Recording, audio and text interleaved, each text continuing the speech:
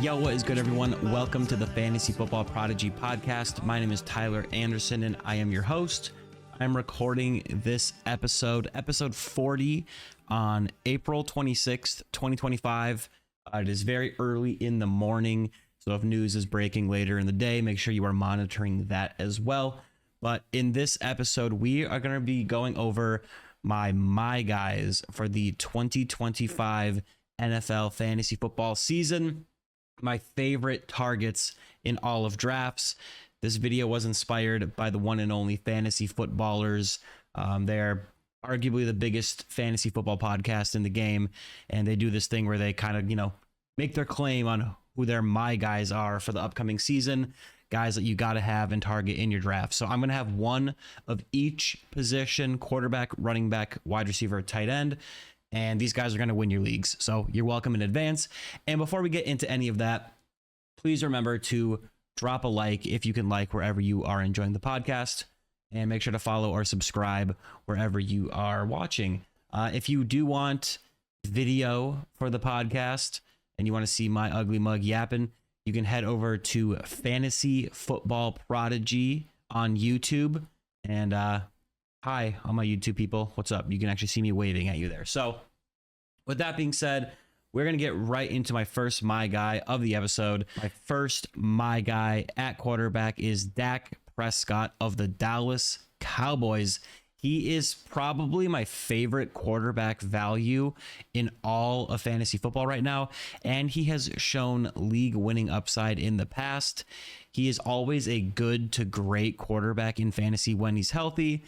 He's been great with wide receiver CeeDee Lamb in the past, and now this offseason they added a stud wide receiver in George Pickens in a trade from the Pittsburgh Steelers.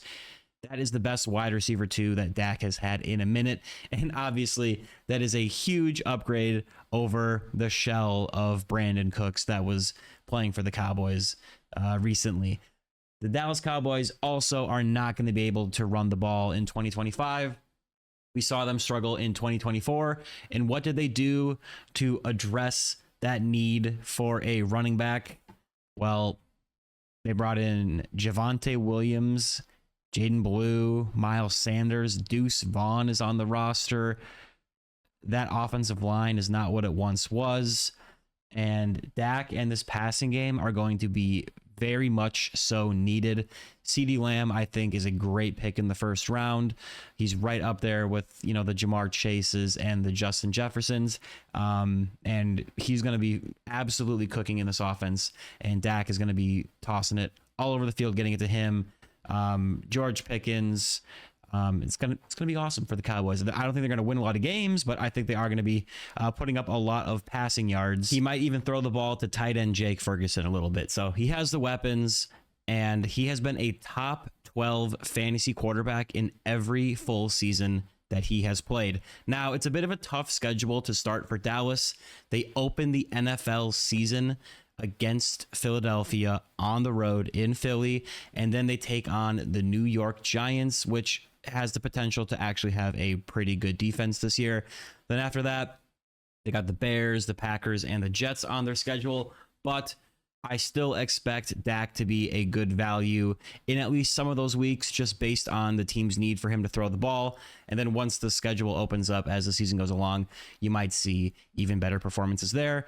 In 2023, Dak was the quarterback 3 overall and the quarterback 5 in points per game. He won people leagues in the second half of the season. He was the number 1 quarterback from weeks 6 to 18 based on Fantasy Pros scoring format. Coming off of that hot 2023 season, he was going a little too early for my liking in 2024 as around the quarterback 8 or 9. But now, coming off of an injury and a season that didn't really make a ton of headlines, you can get him as the quarterback 13 in the 10th round. I love that value on Dak there. I obviously prefer those top superstar guys over Dak, like Lamar Jackson, Jalen Hurts, Josh Allen, Jaden Daniels, and Joe Burrow in a vacuum overall. but for the cost you have to pay to get those top tier quarterbacks, if one of them doesn't fall to me at a reasonable spot in the draft where I won't have to sacrifice a top tier running back or wide receiver, I am more than happy waiting on a guy like Dak Prescott to be my starter. Even if you take Dak Prescott, since his draft cost is so low and you're not overly invested in one player at that position, I am totally cool looking for another good second quarterback value if you have the roster space and a guy falls to you in the draft. So some guys that might fit that category, as well as honorable mentions that were nearly my guys. Bo Nix really leads the list there. After a stellar rookie season, I love Bo Nix for the Denver Broncos with his rushing upside as the quarterback 8 in the 7th round. And then a few other guys that I kind of have some interest in taking a late low risk shot on in like the double digit rounds, like the 12th or 13th round. Justin Fields of the New York Jets. He's very mobile, not a great passer. There's a reason he keeps being passed around from team to team, but rushing for the quarterback position is broken in fantasy football. So I think he will steadily be an okay quarterback, especially at that value for the 2025 season. And then I think Jordan Love of the Green Bay Packers, even though I'm a Vikings fan, is very underrated right now. He is due for some helpful touchdown regression in 2025 after kind of lacking in that department last season. And I think he's going to have a much better season than where he's being drafted in the double digit rounds and outproduce that ADP pretty easily. But Dak Prescott, 2025, my guy at quarterback. Moving on to the running back position. My 2025 running back, my guy, is Chase Brown of the Cincinnati Bengals. His sleeper ADP is the running back 12th in the 3rd round. So this guy flashed as a rookie a few times in 2023. He made some big plays, but it took him a while to get going in 2024. But after a Zach Moss injury opened up more playing time for Chase Brown, from week 9 on, he was the running back 6 overall and the running back 5 in half PPR points per game with 18.3. In that span, he averaged an insane 86% of snaps and saw 24.4 total opportunities per game, second only to a guy, you might have heard of him, named Saquon Barkley. He was heavily used as a pass catcher, seeing 65 targets turn into 54 receptions for 360 yards and 4 touchdowns. He wasn't the most efficient running back in yards after the catch, but I still just love that he was involved in that role. He finished the season with 990 rushing yards and 7 rushing touchdowns. However, this is where it gets spicy. If you look at his stats from week 9 to 17, when he actually was the guy in the backfield after Zach Moss got injured, his 17-game pace was 1,976 total yards, about 13,500 rushing yards, and 630 receiving yards, and 12.8 total touchdowns. Brown benefited from being on a team with one of the best offenses in the league and one of the worst defenses in the league. That formula, though, projects to be the same for the Cincinnati Bengals in 2025. Their defense should be bad and give up a ton of points, and the Bengals will need to score a bunch to stay in these games. Even without that expected game script of the offense needing to keep up due to their defense being bad, the Bengals offense in general just has the talent to put up points. But when you factor in a defense that literally just can't stop anybody, we could see a repeat of several Bengals players being on fantasy playoff and fantasy championship rosters in 2025. And Chase Brown is way up there on that list, along with Jamar Chase, T. Higgins, Joe Burrow, if he's able to, throw a lot of touchdowns. After the 2024 season, despite Chase Brown winning people leagues, the fact remained that he was a 5th round draft pick in the NFL draft in 2023. And many questioned if he was built to be a true workhorse back. I mean, Zach Moss was keeping this guy off the field, not exactly a superstar. I was worried that they would bring someone in, either in free agency or the NFL draft, I personally would have told you to sell high on Chase Brown in Dynasty if you got a really good offer for him, because I thought the Bengals would for sure bring someone in to make the backfield more of a true committee, and we would never see Chase Brown reach fantasy greatness again. Well, the Bengals sure surprised me by barely making any moves at all to shake up this running back room. They drafted Taj Brooks in the 6th round and brought back soon-to-be 30-year-old Samaje Perine in free agency. Oh, yeah, and then on top of that, they also cut Zach Moss, the guy who was taking snaps from Brown to start last season. So as far as roster moves to take away touches from Chase Brown go, that is about as good for Brown as you could hope for. Now, it is possible that we see his snap percentage drop down from 86% just because that is so very ridiculously high, and very few running backs really sustain that for a long time. But he is the clear lead back and should see a ton of volume, which ultimately is king in determining a fantasy running back success. Now, many late round running backs flash for a season or two and then disappear. And if Chase Brown struggles with some inefficiencies, it is possible that the team brings in more competition next season. However, I think the guy is legit, and at least for the 2025 season, Chase Brown is the guy for the Cincinnati Bengals. He will be the lead back on a great offense with plenty of scoring and pass catching opportunities. And with that volume, I see his ADP of running back 12 as his floor and his ceiling as high as top 5. Chase Brown of the Cincinnati Bengals, running back my guy for 2025. Moving on to the wide receiver position here. And before we do that, folks, if you are enjoying the podcast, remember to drop a like and follow or subscribe wherever you are listening. Make sure to put a comment. If you can comment wherever you're watching the pod, we're everywhere. We're global.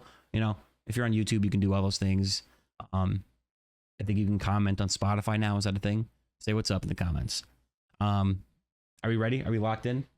Let's move on to the wide receiver position here. So, wide receiver, my guy for the 2025 NFL season, Jameson Williams of the Detroit Lions, sleeper ADP of wide receiver 28 in the 6th round. Jameson Williams finally put it all together in 2024, year 3 of his career. He played 15 out of a potential 17 games, and on just 91 targets, he finished with 58 receptions for 1,001 yards and 8 touchdowns. Now, just to start off my case for Jameson Williams as simply as possible, in 15 games in 2024, so he missed 2 games, he finished as the wide receiver 19 overall and the wide receiver 20 in points per game in half PPR. He's going as the wide receiver 28 in drafts. So even if he just does exactly what he did last year, he will beat his ADP. Now, Jameson Williams did have some external factors going in his favor last year. His offensive coordinator was Ben Johnson, one of the best offensive minds in the NFL. Quarterback Jared Goff put up an outlier touchdown season, and the defense was just decimated by injuries, forcing the Lions to need to put up points to keep up with other teams. Now, in 2025, Ben Johnson left to be the head coach for the Chicago Bears, so we'll have to see how Jared Goff and this offense function without him. The defense should be better this year, assuming that the entire team doesn't get injured again. And Jameson Williams is the clear number 2 receiver behind stud number 1, Amon-Ra St. Brown. And on top of that, the team also has Sam Laporta at tight end and Gibbs and Montgomery out of the backfield to give touches to. Even with all those factors in play, Jameson Williams was drafted 12th overall in the first round of the 2022 NFL Draft, and when he finally put it all together last year, he showed some of that talent that made him such a high draft pick. Sure, the Lions were number 1 in points per game in 2024, and even if their stud OC had stayed in town, it is extremely tough to repeat that type of offensive production multiple years in a row. With that being said, I think Williams himself has room to grow as a player, and I assume the Detroit offense will be very good and will afford Williams plenty of chances to make big plays in 2025. He has continued to grow each year in the league. The comments and the general vibes out of training camp are positive. I don't normally like to read too much into that thing, but if you know about Jameson Williams, he had some, off the field stuff. He had that gambling issue, but it seems like, at least based on what the coaches are saying, he is locked in and going to be a big part of their offense. And I honestly wouldn't be shocked if he became even more crucial to the offense this upcoming season and became more of a focal point. If he were being drafted, a round or two earlier, I would not be as in on Jameson Williams as a draft pick as I am. But as the wide receiver 28 in the 6th round, I think he is being drafted near his floor. At that draft cost, I think he is a great bet to at least meet his value there. But he possesses those rare physical and explosive traits to actually give your roster some upside and be a real difference maker. I love drafting players with high volatility and upside late in the draft. So if I can have a guy like that who can have a huge game and win me a week as my wide receiver 3 or my flex, I'm all about that. Wide receiver, my guy for 2025, Jameson Williams of the Detroit Lions. And just like that, we are on to our final my guy of the video. That is going to be the tight end position. Once again, make sure to follow or subscribe to the pod if you are enjoying, and stay tuned for more fantasy football goodness so you can become a fantasy football prodigy for 2025 and beyond. So moving on, my 2025 tight end, my guy, George Kittle of the San Francisco 49ers, sleeper ADP of tight end 3 in the 4th round. George Kittle was the tight end 2 last year and the tight end 1 overall if you don't include week 18, where Kittle only played 29% of snaps and when most fantasy leagues aren't even actually playing anymore. He was always a tremendous talent, but there was a stretch years ago where it seemed like he just wasn't needed to be the focal point of the offense. There were other weapons there. He's a good blocker. He had his big games, but he also had his disappearing acts. Well, in 2024, the guy was needed more than ever on the 49ers offense, and he absolutely delivered.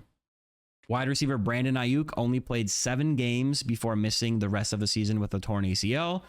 Running back Christian McCaffrey didn't play until week 9, played 4 games, and then got injured again and missed the rest of the season. Those of you who drafted him early in fantasy drafts know all about that. Rookie wide receiver Ricky Pearsall literally got shot in the chest before the season, and he didn't even play a game until week 7.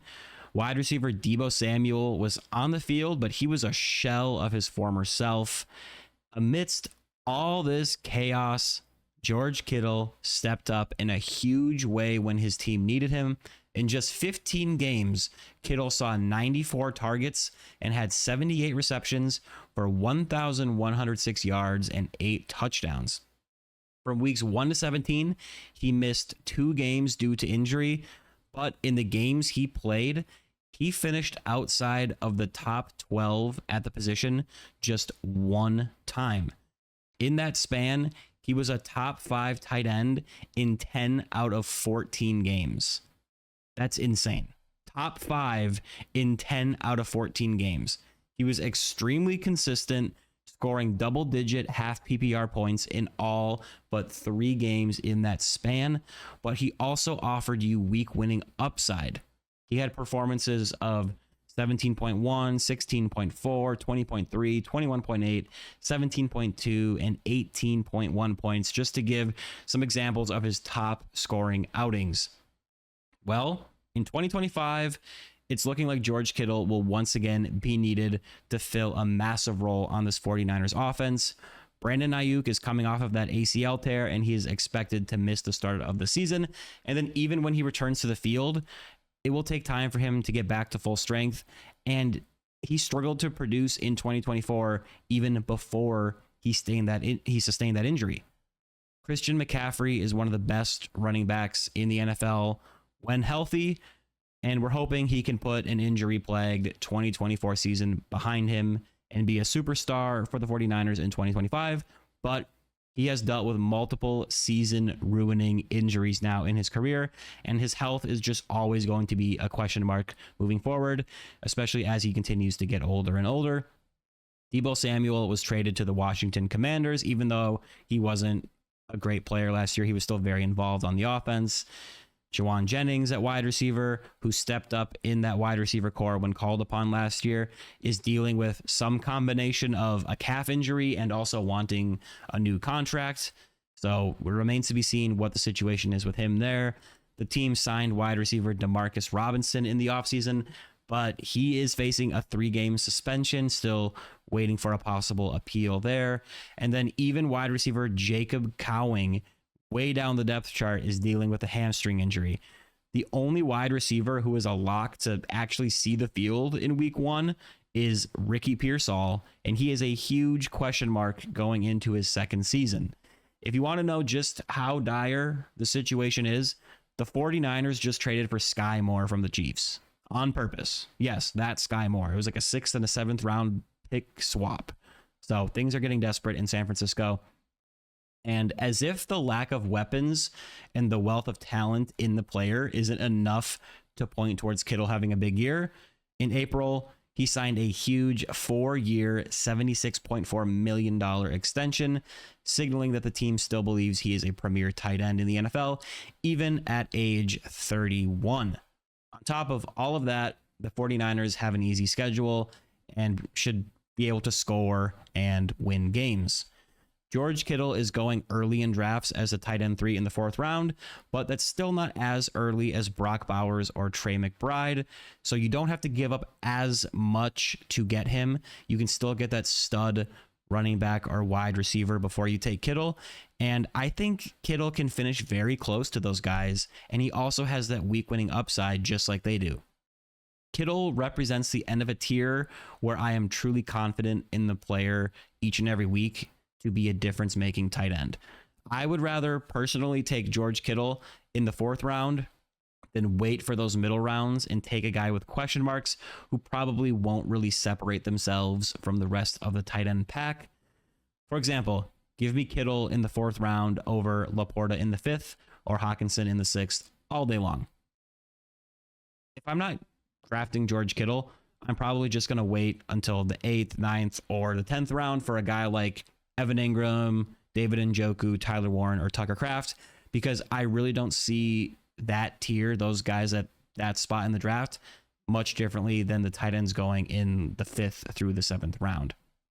His ADP has risen a little bit since the beginning of the offseason, but I still love George Kittle as a value and a my guy in 2025. And with that, ladies and gentlemen, that is going to do it for this podcast. Thank you so much for watching. I appreciate it as always. Remember to show some love to the episode. Leave a review, drop a like, follow, subscribe, do all the stuff wherever you are enjoying the podcast, wherever you're watching. And just make sure you hit that follow or subscribe button so that you can stay tuned for the next episode and become a fantasy football prodigy. Good luck in your drafts. Hopefully you take all this to heart. You're going to win your league. And I will see you all in the next one. Peace.